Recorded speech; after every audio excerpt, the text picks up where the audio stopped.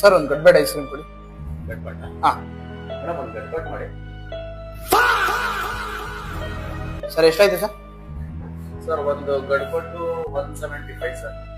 175. ಅದೇಂಗ್ sir 175? ನಾನು ಕೊಡೋದೇ 100 ರೂಪಾಯಿ ಸರ್.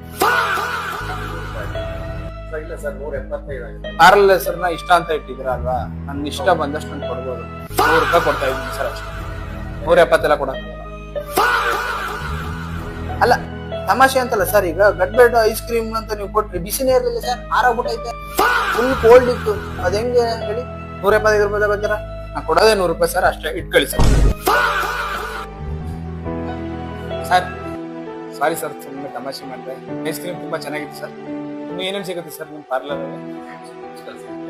ಓಕೆ ಐಸ್ ಕ್ರೀಮ್ ಅಲ್ಲಿ ಎಕ್ಸಾಟಿಕ್ ಸರ್,